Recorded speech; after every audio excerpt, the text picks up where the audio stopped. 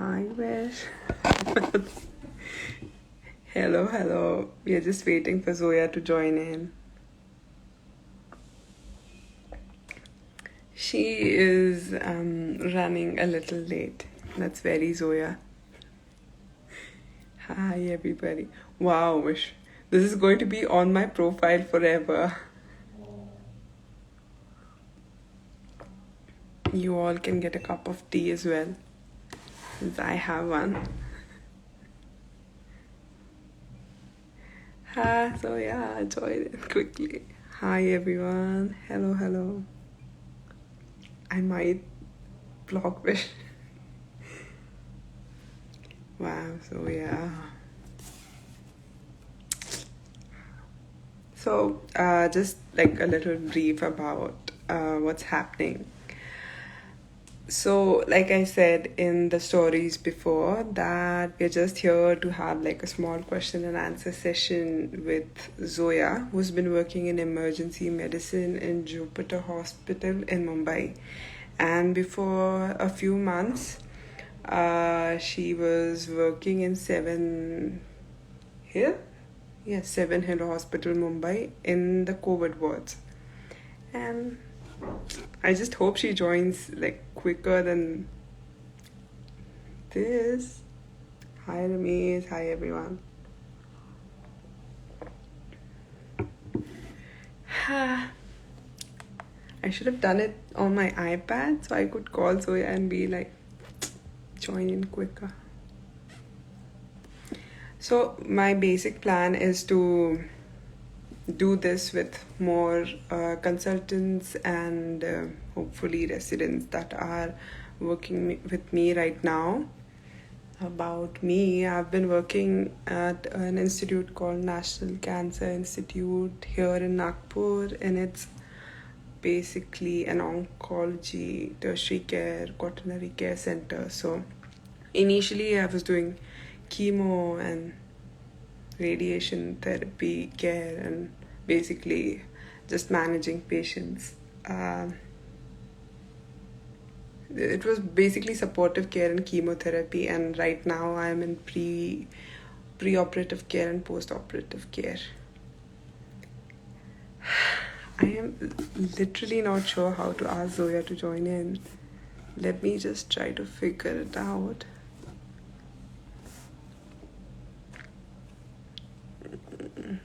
Yes.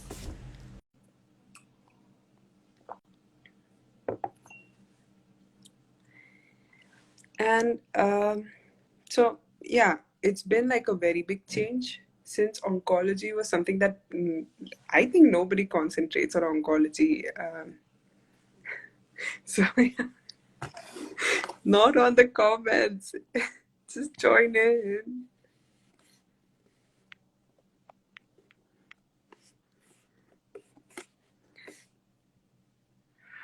So, she's here. So, oncology was pretty new to me, and I was like super nervous about it because you basically know a lot of theoretical things, but who knows?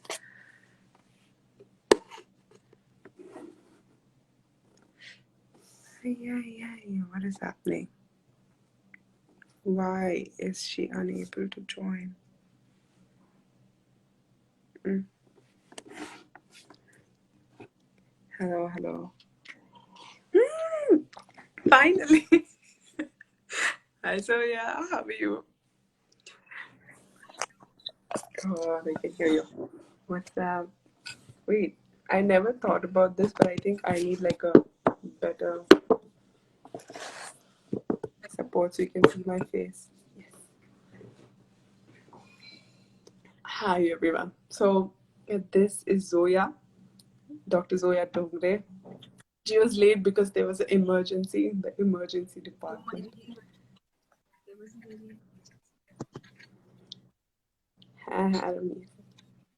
Wait, I can't hear you clearly. Can you all? Huh? I can't hear you very clearly. Wait, let me call you back. No, just stay. No. Oh my God, this is going to take even longer. Yeah. So I just have to carry on telling you about my oncology experience then. So it was very new. Yeah. So can I can't hear her, so she's joining in again. Till then, I thought I would just continue.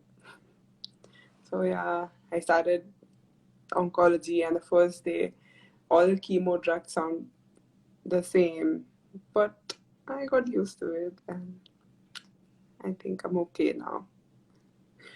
And I thought about how weird it is. Like sometimes we have everything. Like we are privileged enough to have people and talk to people, but it still feels very. Yeah, this is going to be a little hard to figure out. Yes. Yes, I can hear you now, finally. So tell me a little bit about yourself. Where have you been working? When did you graduate? Like, although most of us that are alive know. Yeah, exactly. We're just easy maybe. Right? So I graduated 2 years back and I joined. I was really not into emergency before, okay? I was like, I wanted surgery and stuff, but like, okay, until we get out of this pandemic, I decided to join this hospital and it just happened to be emergency department. And yeah, that is how I got into emergency. And And I think you joined Seven Hill before this, right? So yes, was roughly working that in was COVID there very similar to maybe wear a headphone. We can't hear you, Zoya. fine.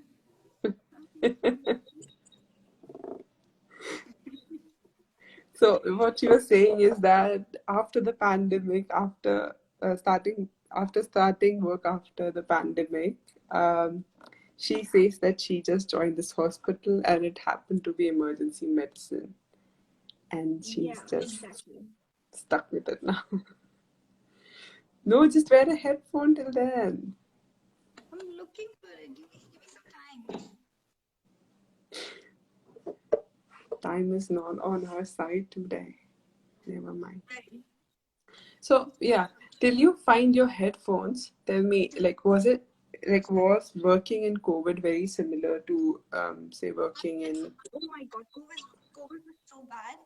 Like I wasn't learning anything. It was just LRTIs with nonsense. Like we were just doing respiratory system, which is, I mean, it was interesting initially, but then it all just got very same thing over and over again. I got bored of it in like month. Mm, Yeah.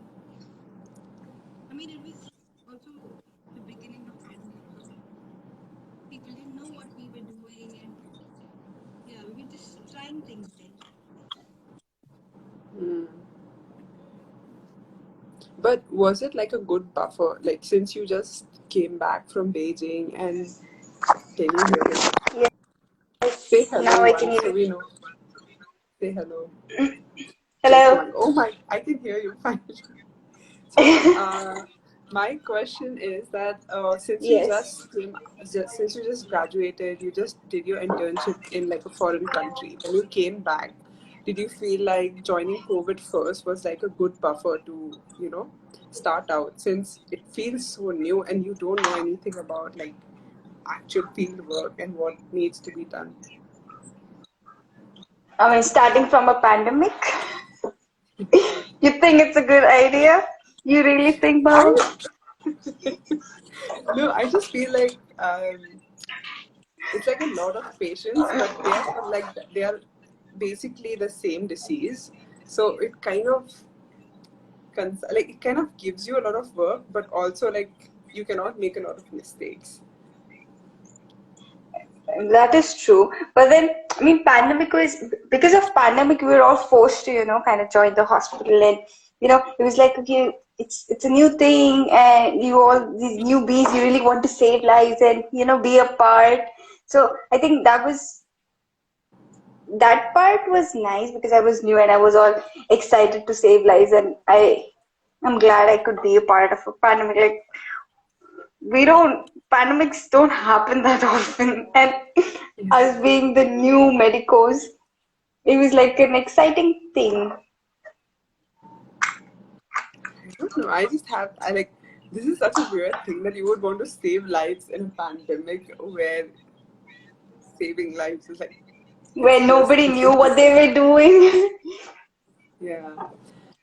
Yeah. So, should we, But so, it is not the best thing to start with your, like, not the best thing your career, you would want your career to start with, because nobody knows what they're doing. So there was a point where I was like, why? Why are we doing this? Is it even worth it? What is this? We've studied so much and we still know nothing. I mean, that's med school in general, but yeah, that was happening for 3 months.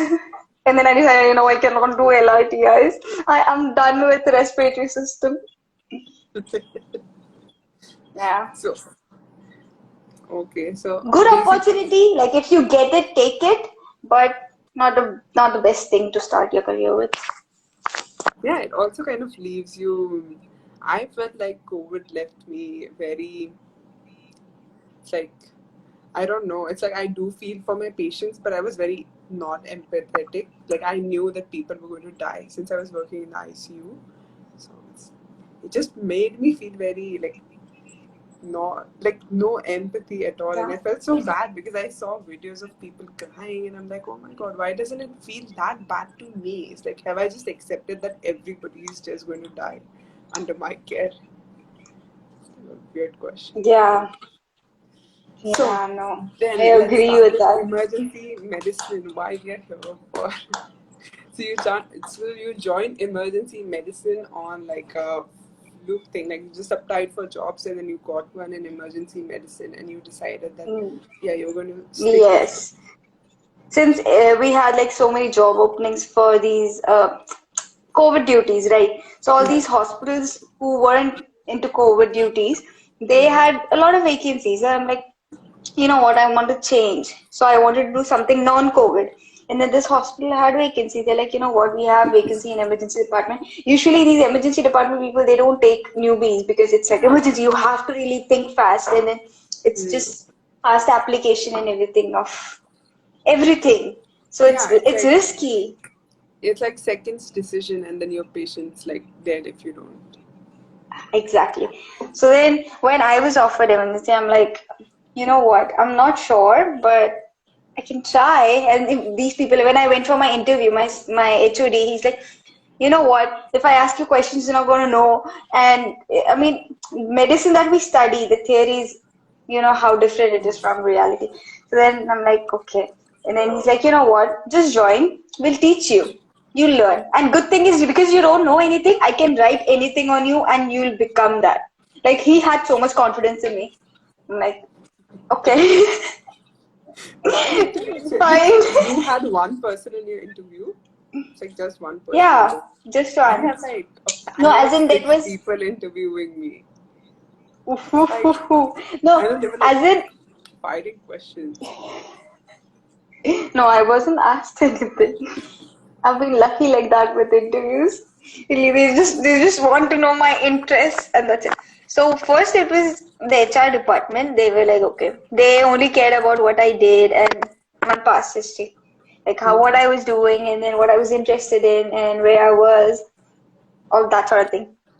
And then there was then they sent me to my HOD, and then he wanted to ask me clinical questions because I was to work under him, and it's his department, so he wants it to be the way, like, how it is supposed to be. So then he did not ask me anything, but yeah, his thing was that because I don't know anything and I'm a newbie, he can make me do things the right way, and that is how his department was going to be managed. That's like a very fresh and a nice way to look at newbies. Like people just start. Yeah. But that attitude did not last for 3 days. I cried the third day. Oh yeah, I know. It's like you called me. You're like I'm quitting. I'm like why? People are mean to me. I swear. No, it was like, it's an emergency department. Nobody's got that much patience to, Hmm. make me understand how big of an Yeah. emergency this is and what am I supposed to do after this. So then my seniors also, they're like, you know what? Think. I'm like, I'm thinking, I'm trying my best, but I don't know. But yeah. So, like, how has work been different for you than doing like an internship in Beijing? I should know myself, but I'm going to ask You should know how we were so shielded in Beijing. You know how Beijing was? Yeah, We were like literally spoon fed everything. We yeah. didn't really have to work for anything. As in, only the exam part where we had these 5 stations and we had to take our own history, give our own investigations, and then look for the answers. Except for that, rest all was just spoon fed.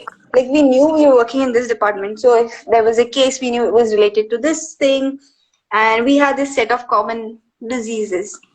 Mm. So it was, I mean, coming from there to this, where I'm randomly made to diagnose a patient without options. Like Yeah, you just like have the you have to case set up your and own there are no diagnostics. MCQs. Yeah, it's very. Yeah, that. I agree. I agree.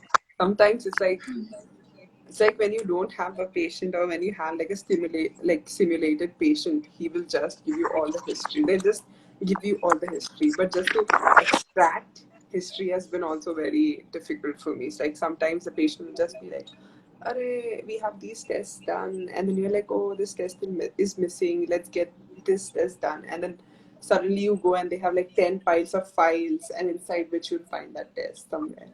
Like, Exactly. Yeah.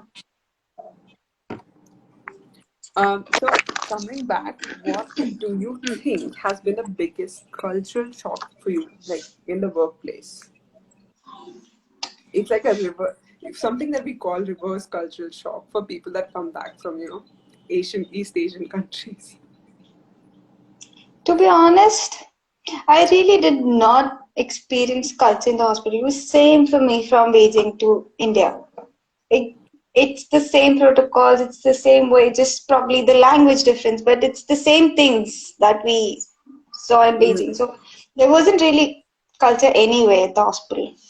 Did I didn't see culture. knowing the language kind of help you relate more or have more empathy towards your patients or see them more as, humans, or was there like a difference because of language that you observed? Yeah, a very big difference because of the language. Because I could actually get what I wanted from the patient. It was like 100% satisfaction, where I didn't really have to dig into, books and I don't know how to explain it, but it's like it was all open. Like there were no barriers at all. Like they could tell me everything that they felt, and I could ask them everything that I wanted to know. So yeah, language was a big, big, big thing. Like, yeah, you take that thing at such a like you don't even think language is ever going to be an issue. It's just the thing that you take for granted sometimes. And when this thing happened, I thought that was like a big cultural shock. Like, oh, I don't have to put effort into explaining myself and then understanding the person who's trying to explain that he's in pain. That for me was True. one thing.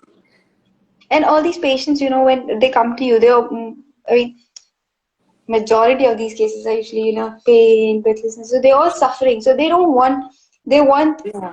fast action from us. And then when we don't understand, how are we going to do that to them? So when there's no language barrier, that is Yeah. the best thing that can happen to a doctor and patient. So this is like work related. What about general life? And like, what was it like? How was it adjusting back home when you came back? You were like quite independent, living alone in Beijing. Nobody will tell you what to do. Yeah, that way. I mean, we're Indians. So, No, I think it's like just a general experience. It's not. It has nothing to do with being desi at this point. It's like going from being an adult to like not being an adult kind of a thing. Or you think oh there is God. specific? Oh yeah, it was. I mean, when we left India, we were like 18. So we're kids. We were not used to, doing things by ourselves, and everything was like your parents were doing everything for you when you were in India, and then suddenly you have to do everything for yourself. So it was new, but I kind of liked it. It was different kind of freedom. Like Beijing was freedom in the sense we're learning things, but here it's like you're doing things, and there are consequences to it, and you you have to decide if it's right or wrong.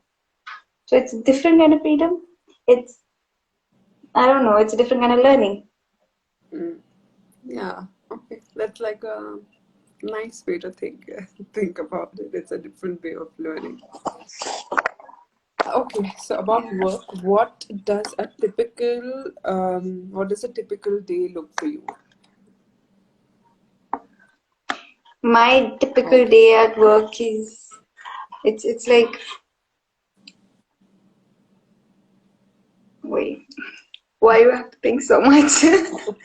So just tell us about today then. Like how was today? How did you start today? When did you wake up? What shift did you So when we enter the department, we're supposed to take overs, right? So then I asked my seniors or whoever was there before me how their shift was, and if there were any complications or good cases, or if there was some patient that was gonna come, and then if there were patients waiting, and about the bed occupancy and everything like that. So you ask them that, you take the over. If there are patients waiting, you take their history and everything, and you decide the disposition and everything. And then you, in emergency department, you just wait for the patients to come with the So problems. how does taking an over work for you in the emergency department? Since I have always worked in like inpatient, for me it's always like, oh, I know that this patient is going to be here today, and I know that I basically know like a tentative plan that okay, this patient is going to get better in 2 days, so he's going to get discharged today, or he's in um, like my ward today. So I basically have a very clear idea about who is in my ward, and maybe if it's like a new patient who's coming in for surgery, that is like a new over for me. Or if something happened when I was not on duty, I just take like these over. But in emergency departments, it is like outpatient, but not outpatient. How do you give overs? Yeah, it's more like you ask their history, you see their provisional diagnosis, like you have an idea what this patient is, what this case is. So then you basically just pass on that this is what I think is the diagnosis, and this is what I am going to do for this patient. But after this investigation, you decide if it is this and where the patient is supposed to be. So So that. let's So take like the an patient will just example. come to you with complaints, right? So you have to decide what department this patient is going to be, where is this patient going to be shifted to, like ward, ICU, or you supposed to send this patient home. So that sort of Okay. thing comes with over. So they So tell me that basically, this you is my don't talk about provisional. the. Mm-mm. What? So basically, you don't talk about the patients that have already left the ICU and have been shifted to wards. You don't, or No, no, we sometimes don't. you do when you have like some information that might be useful. Yeah, no, not really. After we're done with the disposition, it's only if you're interested in the case you go looking for what happened next. But it's like I know this patient, for example, if the patient comes to you with the most common chest pain, okay, and then you see this ST elevation on ECG, and you're like, oh, okay, it's MI. So you know this patient's going for PCI or something, and then you're like, okay, this patient is getting admitted in cardiology department, and then because it's active MI, this patient is going to go to the cath lab, get his stents or thrombolysis, whatever done, and then you know this patient is going to be in the ICU for a while and then get stuff. So that is like we know what is going to happen to this patient, but you just have to think where this patient is going after emergency department, Okay. and that is it. So this And is who's like, going to take care of this patient after you?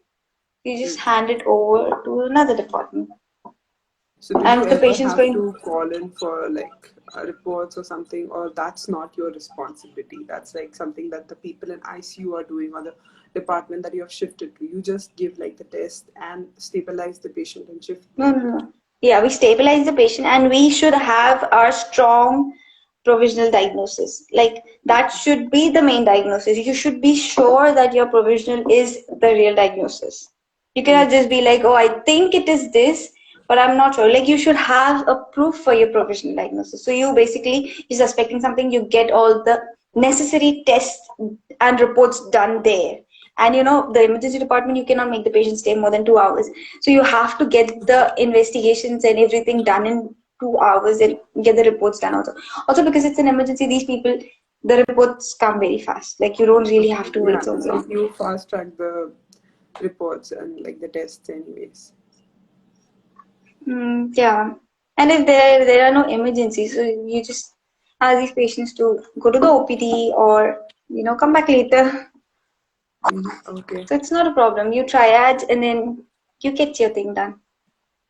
Do you have like a training? Do you ever have like training sessions, or do you ever have conferences happening, or like small lectures that happen where they like train you, like basically make you revise your ALS trainings, or like say other They more do common medical. actually, but because of pandemic, these people don't have classes anymore. Before I joined this hospital, these people are like they used to have classes and everything every Mhm. week. But then Yeah. because of pandemic, they try not to gather a lot of people together. So now they have this online thing, but that's Mhm. like once in a month. So they have this grand case discussion. So then there's like one case from each department is supposed to present themselves, and then they discuss that how every department is linked to each other and how you're supposed to communicate. And it was basically about, because our country, we don't have so many hospitals and stuff. So then there were a lot of patients waiting during pandemic. They did not have beds and stuff, and then people weren't getting discharged and stuff. So then they're like, we have to work together so we know when this patient is being discharged, and we get the treatment done as early as possible, so then there are more beds available for other patients. So yeah, this grand round started then. So we know how the departments work together, and yeah, the discharge For, and admission thing. for us, it's more like a weekly class. We do it every Friday, and it's like it's not more of a class. Like they basically do explain a small disease to you. So let's say that today they decided that it's like chronic, like it's leukemia or something that they're explaining. So they'll start with like just the basic of the diseases, but then they go into like the research part, because these are like consultants that are like deciding basic treatments for the patient. So it's like more advanced Oh, and so something. cool. No, it's cool, but I don't know how I as a registrar who's just like managing the patients while the therapy is happening, how is that going to be useful to me at this point? But then we also have like small seminars on like ALS and stuff. So how? Sometimes I feel like it's so nice having being a student, even like how we used to get bored with these lectures and everything, but it is so necessary. Like it is important. Now I go and talk to my teachers, my HOD, I'm like, why aren't you taking any classes? You're like, but you guys are learning while you're seeing the patient. We tell you what is supposed to be done and what is right and what is wrong. I'm like, but no, I want lectures. Like I want. Yeah, you just want like a Now, summary of things. yeah, I think we took it for granted and now we're regretting it. So this is like a typical day for you. You start with rounds, then you wait for patients, Yeah. then you give your No, rounds. you take the over and then you wait for the patient to come. And then yeah, you take the history, you give your provisional diagnosis, and if they have a consultant, then you talk to their consultant that this your patient has come with these complaints. So it You looks ever like, had? for example, if the patient comes with complaints of gastric problems, and then this patient is already in under treatment of some cardiologist, so you talk to the cardiologist and be like, this patient's come with gastric problems, so I'm going to refer this patient to some gastroenterologist. So then he'll tell you that, what, this patient's already showing it to this gastroenterologist, or this problem might be because of this drug that I changed. So then you coordinate with the consultants and then you decide what is to be done next, and if Do the you patient ever needs have admission. consultant rounds? It's just when you have their patients over, only then they come down, right? It's not Yeah, like you just have when. specific rounds daily. Yeah, no. So we Okay. have on-call consultants also, right? Mm-hmm. So then, Yeah. if this one patient comes with who's never shown themselves to this hospital before, so then you talk to them and you ask them if they know a consultant, if they want admission under this consultant, whoever is on call, and then yeah, you let them decide. So what is like, this is your typical day, then what is your typical week? Like what kind of shifts do you have? How many hours a week do you So receive? it's actually very random. Legally, we're supposed to only have 48 hours a week, so Mm. it's like 12-hour 4 shifts whenever you want to do it. But mine is Mm. like I have 12 hours day, then I have night shift 12 hours, and then I have night off, day off, and then day and night again like that. Nice. Yeah, so then I It's so have like, me time. yeah, you have 2 days off. That kind of gives you a lot of flexibility.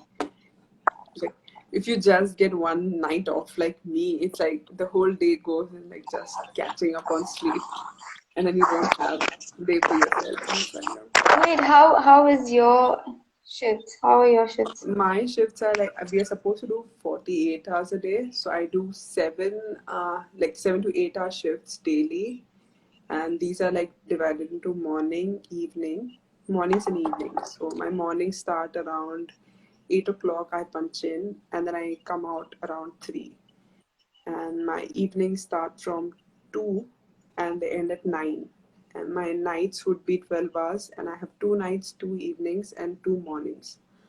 And after like my 2 nights I get one day off to sleep. So it's like 12 hours, 12 hours, and then 8, 8, 8, 8. So it's like if I don't get a holiday, I'm just like, okay, I just have to manage around the time. But it's okay. But 12 hours is nice, man. Oh my God, residents in my hospital, they do 32 hours. Me, after 12 hours, I'm drained. I don't know how these people stay 38, 32 hours. No, I think night shifts are pretty easy if you don't have a very difficult patient. Like, if you know that this patient is going to have pain, like if you know that this patient might have an issue, then it's maybe like a little dodgy. But other than that, I think night shifts are so comfortable. Nothing really happens in inpatient and night shifts. Like emergency is a different ball game, but like night shifts for inpatients are like so peaceful. You can sleep. Yeah, at least you have an idea that this patient, if anything bad happens, it will be this patient. I have an exact idea of what can go wrong in my patient at night. Like I just know that, oh, he's going to require oxygen, so I'll just like keep him on a bed that has oxygen supply, or like, Standby oxygen. yeah, I just have like standby oxygen. So like, or if he's on some, so if you're giving blood transfusions, or if you're giving albumin or something that's that might have like an allergic reaction, then we just shift it to a time where the infusion can happen at a time where, if reaction happens, it's not when everybody's asleep, so you can just shift it to the morning. It's pretty chill. I think inpatient life is so much more comfortable. But But inpatient life is, would you want to join emergency like ever? yes, because it's like a lot more things to learn. To be honest, I am planning to like maybe quit. And join emergency? No, no, it's like emergency would be a good option right now because, to be honest, inpatient is a different kind of care. You do have emergencies in inpatient, but it's mostly us sending the patient, stabilizing and sending him to the ICU. And it's like all I ever do in emergencies is like just give like AVIL and hydrogen and just oxygen and shift my patient. Because that's all I can do. Most of my patients are like post-operative cancer patients, so they usually have like DVTs, or they have like chronic kidney conditions or something.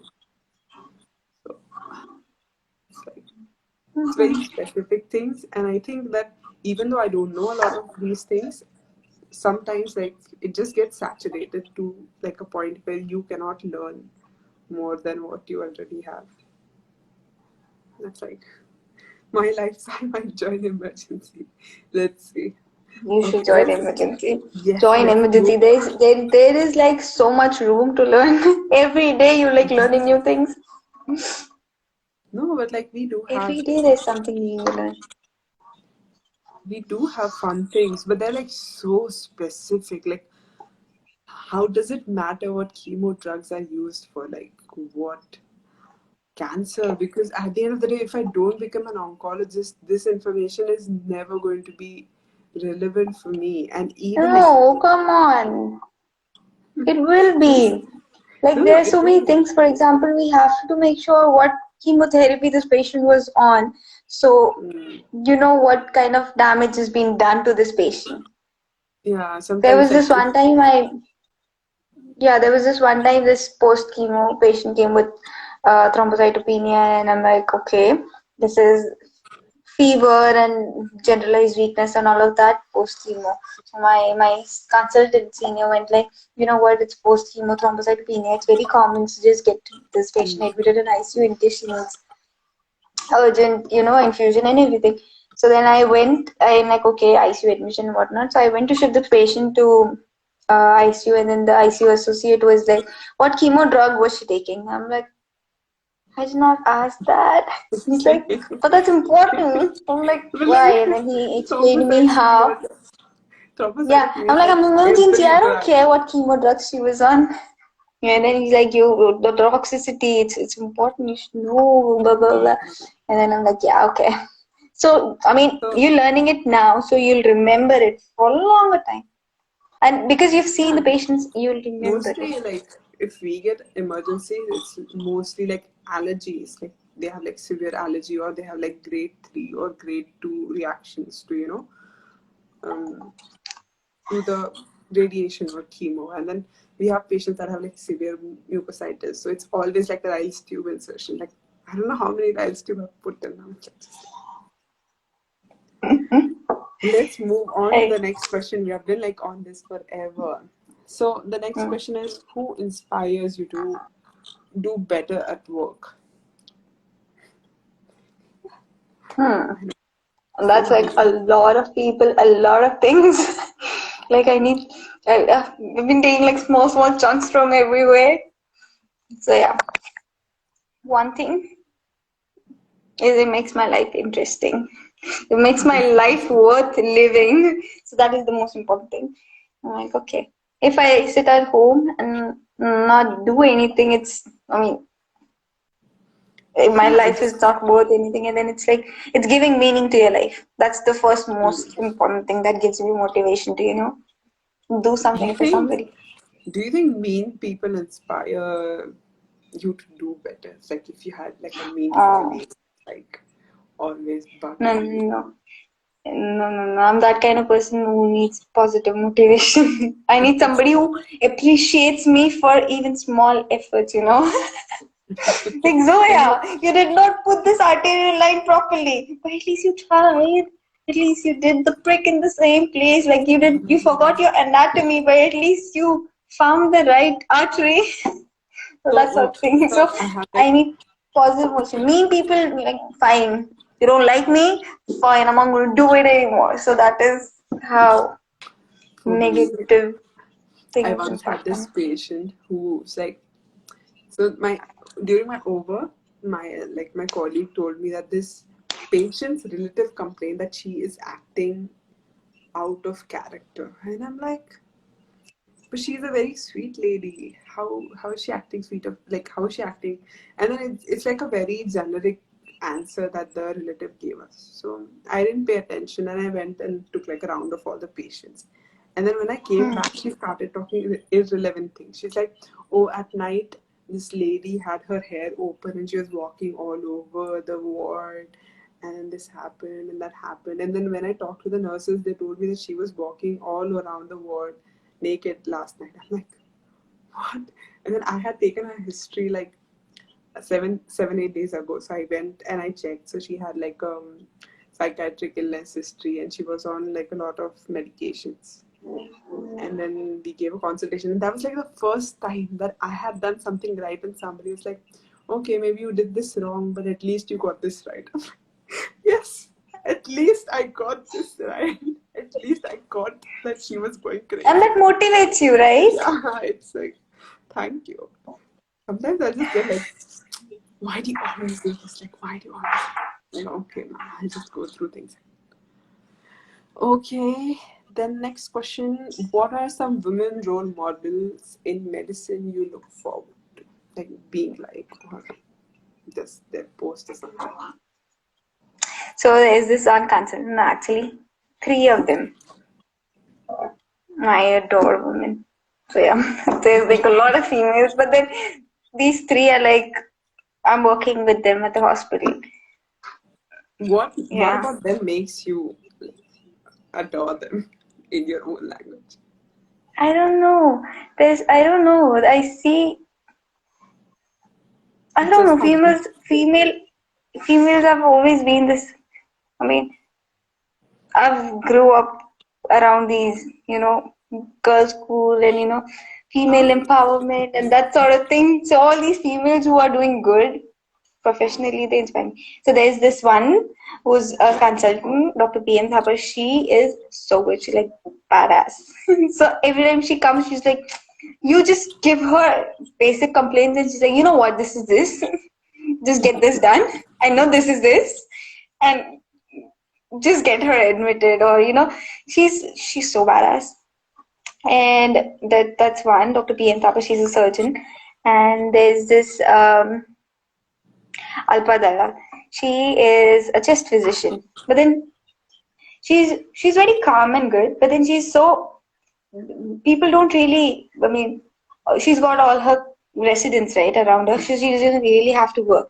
So she'll just get a call and they go like, we've examined the patient, this is the finding and whatnot, and then she'll just get them. I've never seen her being rude, or she just goes to the patients and she goes, every time she just goes to the patient spells out everything that, the problem the patient has, and then I don't know, that's the touch of it. Like, you have to be nice to the patient too. I mean, that heals them. Half of their disease is gone when you're nice Yeah. to them. She's got Some that kind of doctors magic. just make So I wish, patients like happy. yeah. So that one. And then there's this one gynecologist. She's also my birth mother. So she's the one who delivered me when, yeah, my mom's obstetrician. So she's also at this hospital. And Oh, I I don't was know. I think thinking it's she just might the, join. She did, right? yeah, she did. So then, yeah, that one. How was that experience? How was telling her that, oh, I was born like Oh, she doesn't 5 minutes know ago? yet. Maybe you should find out and then give us an update on this.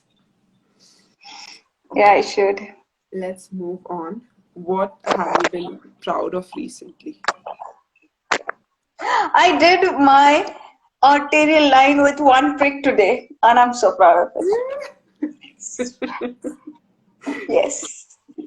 Damn, how, Like, like, like never mind. there was this one intubation I came, and then Alisa went like, "Oh, why Mahendra sir was doing it?" And I say, "Why did you do it? Let her do the intubation." And then Mahendra sir is like, "I don't find her." So then he's like, "Okay, Zoya, just do the arterial line." I'm like, fine. And then the pulse, because she had hypertension and everything, I couldn't feel the pulse on the radial artery. So I'm like, oh shit, because femoral, it's scary. You can, I mean, what if there's, hematoma or something? I'm supposed to take care of that. So then I'm like, okay, femoral line. I'm like, you sure you want me to do femoral line? They're like, yeah, do it. And then I went for it. And first pick, I got my thing. Yeah. So I'm really proud of that today. Arterial lines are like, I sometimes don't even get venous lines. I'm like, bro, why can't I get blood out of? So, the chemo patients don't have veins, right? Because most of, like, if you don't have a chemo port or if you don't have a like PIC line, then most of your, like, you can see on their hands that their veins have like just disappeared, like thrombolized, burnt, or whatever you want to call them. And they have like these tiny ass veins, and then they have to have Yeah, no, investigations I know keep all these cancer every. patients. Oh my God. Yeah. You have to like you have to give them basically to take blood every week before chemo, And then this patient comes in and she always takes my name, and I'm kind of low-key proud of it. But what I did was, like, I saw a YouTube video a day ago, and then she came in and I did like a, you know how we put IV lines? Since Mm. we did not get it directly through um, like just we did the normal puncture and we didn't get her blood because she doesn't have any backflow, not to her PIC line, nowhere. Like you cannot pull blood back out of her veins. They are that Mm. collapsed. So what I did was, like, I put the venous line, but not towards the flow of the vein, like opposite to it. So it's like we got it in the first try. I'm like, yes.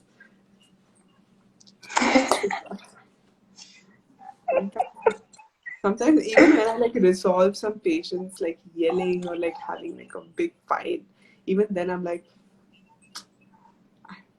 I'm doing better than I thought I would initially when I started out. Well, you're learning every day, right? Mm. Yeah. And that's your positive motivation. So, what is one difference you noted in yourself since medical school and now as a working professional? Confidence. You know, Yeah. when you are in med school, you're learning things and you don't know how to apply it. So when you apply, like even like the first time I gave my paracetamol and I was so unsure. I'm like, am I doing it right? So now I think that's the Oh, yeah. only thing that has So, changed. Now I sometimes you're like know. even scared to like, it's like, should I? Should I? I know. Right. So that's the only thing changed. Now I have more confidence in what I prescribe and what I am doing to the patient. Yeah, confidence. That's nice. Um, I mean, knowledge is increasing every day, but then there's learning and there's application.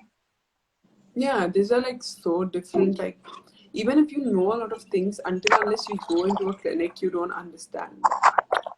Like, like the smallest thing, like, okay, I know that this mutation is in this breast cancer, but how does it matter in the clinic is like a very big confidence giving point.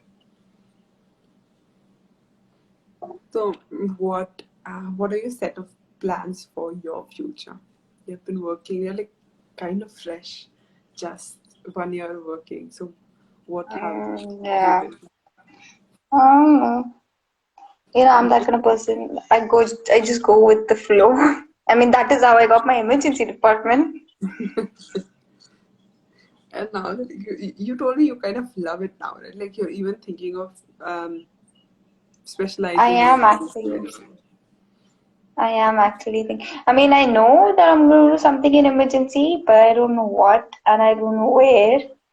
But it is something emergency, Okay. like this department. And like this is like, let's like take a break and let me ask you like a rapid fire thing where I just ask you like I'm scared fast now. questions. These are like just 5 questions, but you have to like go this or that, okay? Ready? Scrubs or Do I formula? get options? Yeah, Wait. of course. It's like two options and you have to say which Okay, one. okay, So, okay, okay. like if you're at Fine, work, fine, fine. would you prefer scrubs or do you prefer formal wear? Scrub, scrub, scrubs all the time. Water to hydrate or coffee? Coffee. Really? I'm sorry, I'm a very bad person, but I like coffee more than water. Okay. On your days off, do you sleep in or do you catch up with your friends or like just catch up with Sleep. people? I'm sorry, Bhavan. That is why I don't answer your calls. Morning, evening, or night shift? Shame. Morning, evening, or night? Morning, when you want to learn things, I think day duties are the best. But then in emergency, nights are also fun because there's only emergency. There are no OPD patients. There are no Mm, stupid headache and chest pain. Those kind of things. So when at night, you see real emergencies. But that's not a lot of patients, so you're kind of bored. mm. But I still go for So, morning. conversations with your patient or conversations with your colleagues? I If this is rapid fire, you're am supposed to be like, colleagues because really? it's so hard. God, It's so hard to explain. When you're talking to your colleagues, you're learning things, and there's exchange of knowledge. When you're talking to your patients, you're just repeating the same thing again and again, and it's like, especially these. I mean, most of these people are like non-medicals, and they don't understand the terms and everything. You have to twist and turn and make them understand in a good way, and I'm so bad We at have this. negative pressure trains. We call them dabba. And then What? I don't know what do we call a catheter? Peshab ki nali. Some random ass. Oh yeah, they do that here also. Because some And then people, they don't. I and then mean, for like blood transfusion, when we have to arrange for a PRBC, it's like, oh, खून खून की थैली एक खून की थैली arrange करनी है, right? But when it's like yeah. plasma, like I just recently learned that you call plasma सफेद खून, and I'm like, I'm using it everywhere now. Like, दो खून की थैली लगेगी और दो सफेद खून की थैली लगेगी, and they're like, okay, it's like they don't even question what सफेद खून is. सस्ता है चलेगा, बस सफेद चला खून. random myth, fun myth. I don't know, it's like Hindi Nice. terms are like so nice. Like when we have to write like high risk consents, because like some of these patients have like so many comorbidities. Like I had a patient who had like sickle cell anemia, then he had like right renal cell like RCC, then he had hypertension, he had uncontrolled diabetes, and then we have to write like, Yes. this patient might get like a stoma or something. So it's like a high risk consent. Like we already know that this patient's hemoglobin is 5.4. You think he might like, it takes like 7 days to optimize the patient to just get him into surgery. And then we thought, yeah, that's pretty like cool. But then you have to get like a high risk consent because most of these patients might die in surgery. So the doctor will just tell us, oh, unresectability itna percent, unoperability itna percent, and then you have to figure out how to write all these things. How to write stoma in Hindi. It's like पेशाब की जगह पेट से बनेगी and stuff. Yeah, that is how you make them understand. But I still like talking to patients. I think at least in like inpatient care, at least in my hospital, it's a lot of like non-useful stuff that is being talked between colleagues. For me, I am still learning to be patient around the patients because it takes a lot of care. You have to be good at heart to be good to patients. I was so skeptical about this. I'm like, I don't know how to do like how to talk to patients because you see these doctors that are like so good at talking to the patients. You're like, oh, I do not know how to even get I this know. through. And Like they make jokes and everything. When this yeah, patient is like dying of MI, I'm like, yeah, how? I had like a doctor who just You started panicking? singing I'm in the panicking too. ward. I'm like, bro. But like recently I've realized that I'm not that bad, and it's like a surprise, but like a good surprise. I'm like, I'm kind of good. Like, Oh, look at you! I'm so proud of you. no, it's like, I've seen patients get really aggressive with other doctors, and then sometimes, like, this whole conversation going on between, how doctors are being. I mean, it's a more complex issue than what I'm going to talk about, so let's just drop it because it's not like always the doctor's fault. Some patients also. So, yeah, but like a few times I've stopped fights, and then that time I'm like, bro, maybe I know how to deal with things. Like, I'm not as dumb as I think I am. Okay, so let's talk about your finances. So, how have you been managing your finances? Lord. How has it been to have your own money? Have you been saving? Oh yeah. No, I'm very bad at saving, but at least I am paying my own bills. I'm living by myself for a year now. So yeah, Like, I'm should not I tell I'm people the not big news? there for saving it, but huh? Should I tell people the big news that you are living on? Is it like public knowledge or is it something that only I know? What? You. No.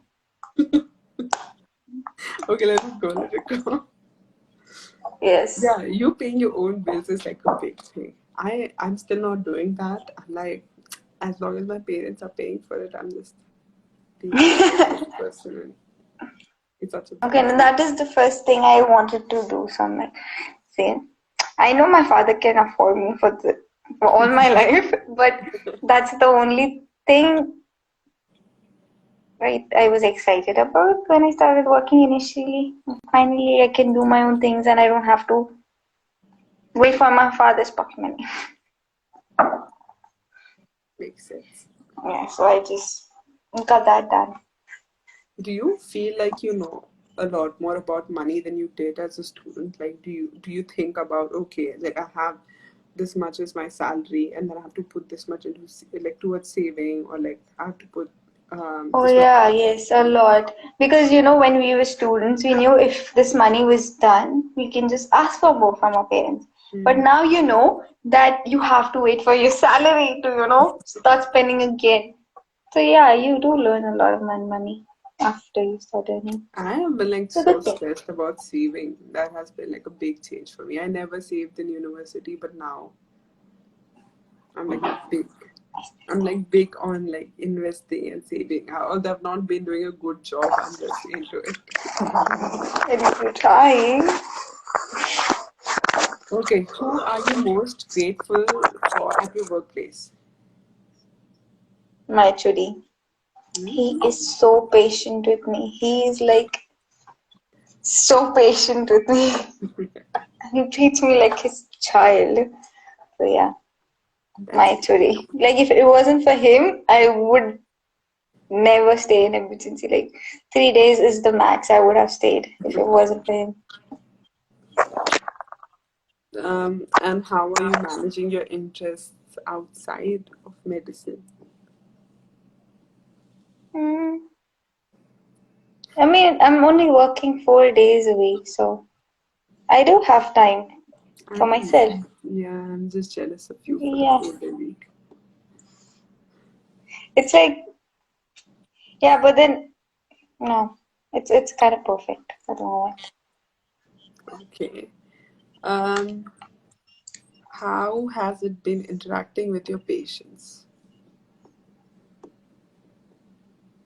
For me, it's still new. Like you have to be so patient. Like you have to be, sometimes you have to know everything to make them understand, and there are so many things that we don't know. Mm. So when you don't know yourself, it's so hard to explain it to them. Yeah, So that's yeah, true. I'm still struggling, but Are you I better don't know. than I when you wouldn't say started? maybe, but I don't think I can say I'm good at it still. Like I'm still very Yeah. bad. No, I don't think even though I've had like a few successes, one or two, I don't consider myself good at patient interaction. I just think that I'm better than what I was expecting from me. Like my expectation towards me was like very low. That's why I'm like, oh, I can talk to a patient. It's like big. Okay, Yeah. let's move on. What are the similarities and differences between patients in Beijing and in Mumbai?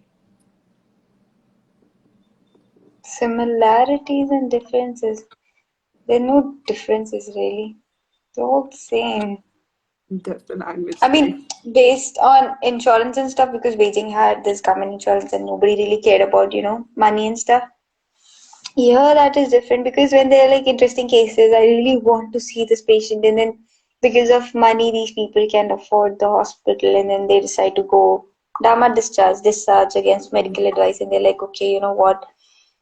If sometimes you have to look at the patient and be like, you know what, this is going to cost you a lot, and because it's an emergency department, they're going to charge you extra because everything gets done early, and you're the priority.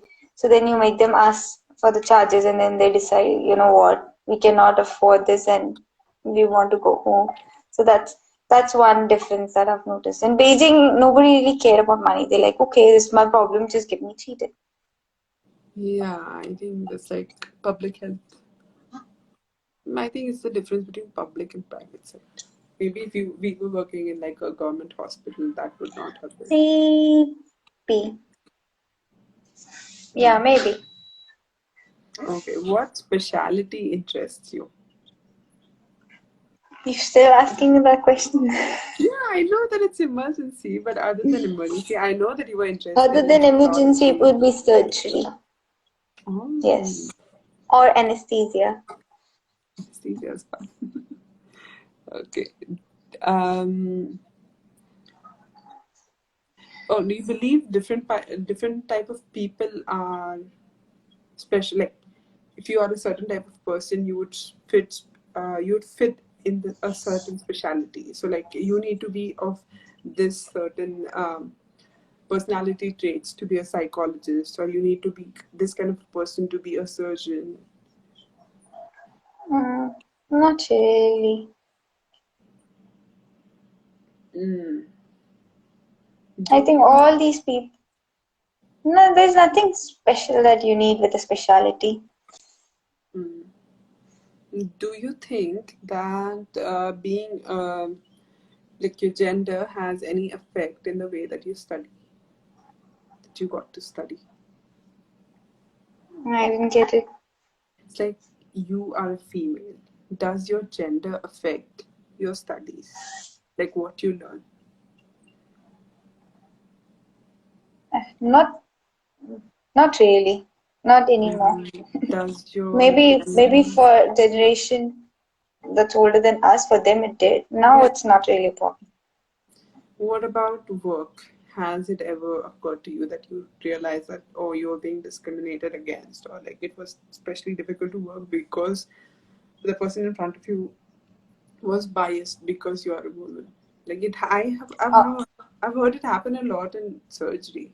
Like people are like, oh, this person's like a woman, so you just don't treat them well. Or like it happens a lot in orthopedics where women are not there, so they just get like desk work or like paperwork while other people. uh, maybe, I don't know. But I mean, in Yeah, I my mean, department, there's like mix of all of these people, right? So there's actually everything is equal. Yeah. But then sometimes patients just because you're a woman, even now there are people who just because you're a woman you cannot be a doctor, so they just consider you nurse. I'm like, it's okay, you can consider me nurse. I don't yeah, I mind. never get offended. Like if somebody calls me sister, I just go and do whatever they want me Yeah. to do. No, sometimes they realize it and they're like, oh, I'm so sorry, I called you nurse. You're a doctor. I'm like, it's okay.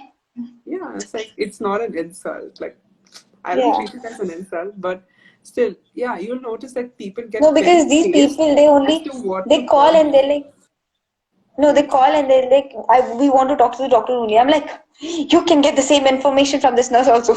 She's more experienced than I am, but they want to talk to the doctor.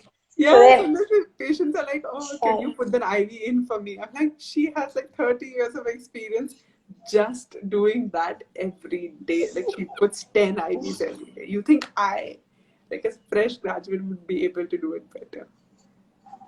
I know, yeah, that that's one thing maybe. I think there's also discrimination against fields, like people thinking that maybe doctors like doctors are better than nurses, and like maybe like Yeah, Ayush but that's doctors and just homeopathy people doctors. and ignorance, you know. They're just like that. Not that it doesn't come from like a, not that it's not true. A lot of the times I've noticed that it's like I thought the nursing was a very different kind of education, but now that I sit and interact with nurses, I've noticed that it's like their education's very random, and I get very confused by what they're taught. I'm like, why are you being taught this? You should be taught like, I don't know. Sometimes I just sit and solve like math problems with my nursing education. Yeah, when you're Yeah, calculating all the doses, right? You make, you know what? Just give this much for this patient, and then they're like, okay, so this much is supposed to be diluted in this much, and then you're supposed to start on these many drops per minute. I'm like, okay, you do your calculation. no, I it's like am just gonna write my I orders. used to be so phased in the ICU about this. I'm like, the doctor be just like, अरे इतने minute से चढ़ा दे और इतना होना चाहिए. I'm like, what? Like you have to start thinking about like okay, then you have to start remembering कि, oh, fentanyl comes in like 2 ml ka vial and it has 100 MCQ in 1 ml, and you have to sit and calculate how much NS is to be added, what drop rate. in how many hours? Exactly. Like it happened today. There was this patient with atrial flutter, right? So then I'm like, okay, got on infusion in 5% dextrose, 500 ml. And then you give over 24 hours. So I'm like, you know what? I asked this one of my nurses, I'm like, this is what you're supposed to do. And then she's like, okay, so 20 hours, 20 ml per hour. Okay, if you say so. I don't care to calculate. I'm like, Not I know you know the right so it's like things. remember. Like, I don't know if you were you in Friendship Hospital with me? No, right? No, So I we were in wasn't. No. pediatrics, and then this you were at Tianta and I was in Friendship. So our pediatric doctor was explaining these doses to us, and then we were like, "Oh, how do you decide what's like?" I was so confused as a student about these doses, and now I'm not gonna lie, I like eyeball them like she used to, and I feel like, bro, it's like I think just having this like 1 year of one. I'm not even working for 1 year. I think I've just worked for 8 months. I've worked for like way less time than you. But I just think that having this, just having Very less in time. your That's eyes. I've been Yeah. working for 9 months only, Bhavan. No, then maybe And I've you worked we for work like with maybe I've worked for like 7. I don't know. So it's like I feel like having experience gives you a lot more confidence, like you talked about. It's like yeah. it's a lot You more can prescribe easier. paracetamol without thinking so Without much, being taking it scared. to your heart. Oh no, I actually was reading about a question today, and then I didn't even think like this question had this thing. Oh, this homeless man is admitted because of like all the like he had like a hepatitis K symptoms. His symptoms were very um like you look at the symptoms and you're like, oh, he has hepatitis. And then there were three things. Like he's a homeless man, then he has like needle insertions on his hand, and he has like a strip of paracetamol in his pants while you were looking for ID. And then I thought about things. I'm like, oh, he's homeless. Maybe it's hepatitis A or E. Or maybe it's needles. So maybe it's hepatitis, C or B. And I'm thinking about all the viral hepatitis, and I'm thinking, okay, he's having seizures. I didn't even think about alcohol, and I didn't even think about like paracetamol. And then when I was reading through the answer, it says that 7.5 to 8 grams of paracetamol per day can cause, I'm like, bro, like, I'm already giving 4 grams every day. And then I'm like, I have to be more careful with the dosage of paracetamol from now on. Anyways, You learn every day. let's move on. Do you believe different? I already asked this question. Mm, how has the COVID pandemic affected you positively, and how has it affected you negatively? Uh, Field wise, because of COVID, I am I'm not learning so much. I'm not exposed to so many things because it's pandemic and you can do this, you can do that. You have to wear like all the whole PPE kit and everything. If you want to go to respiratory department, you have emergency department, so you cannot just switch into different departments if you want to learn. For example, that day there was this one good craniotomy surgery, and then my surgeon went like, you know what, you cannot enter because you're working in emergency. You can just come to my department and work here for 1 week. You have to leave emergency department if you want to see the surgery. So it's like there's so many restrictions because of this pandemic. So you are just, I think I would be learning more, and it would have been a good faster growth. But I don't know, everything happens for good reasons. And what was it like working with COVID patients for you? It was really sad though. It was so sad. It was so bad.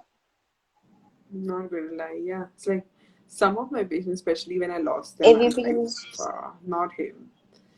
Like some of the patients were and like, not like, but yeah, it's like the second wave that hit, my God, I had patients that were like in for like 20, 22 days on NIV. Like it was so painful to like watch them breathe against the machine. It's like, sometimes like I just thought that maybe it would be more peaceful, No, just the ICU was the worst.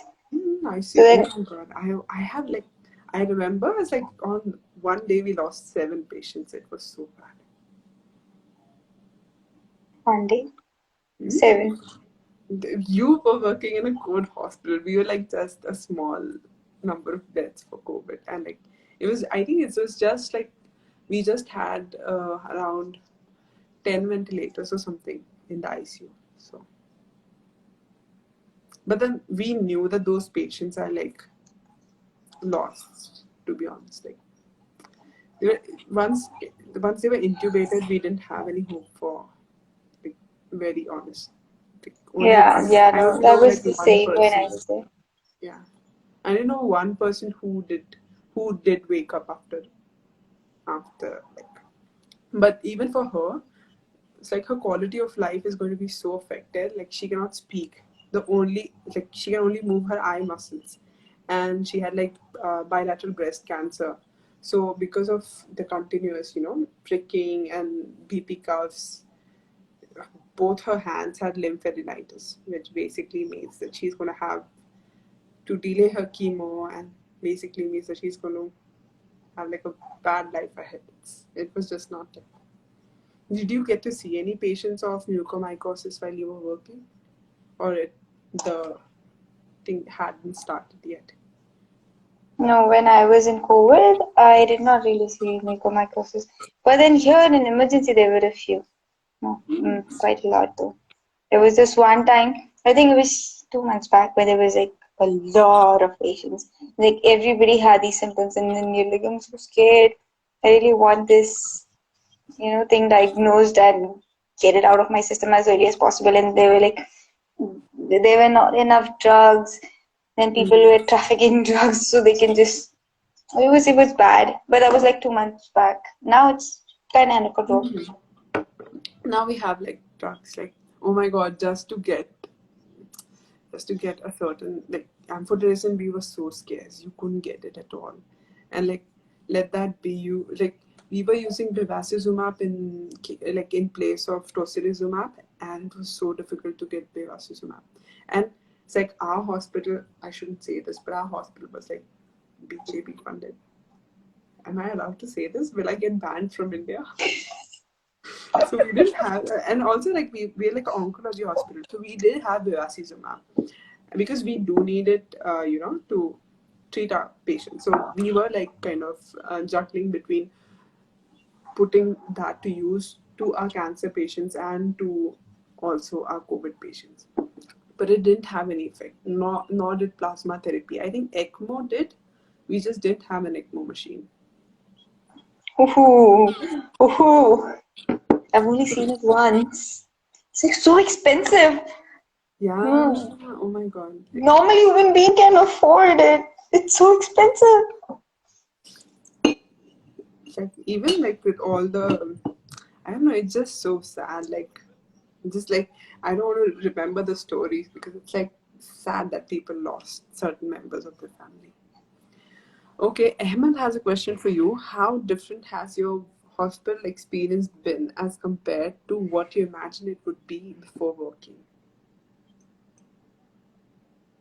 Um, Wait, let me think. I think it's been pretty good. I was Nothing kind of more specific. scared.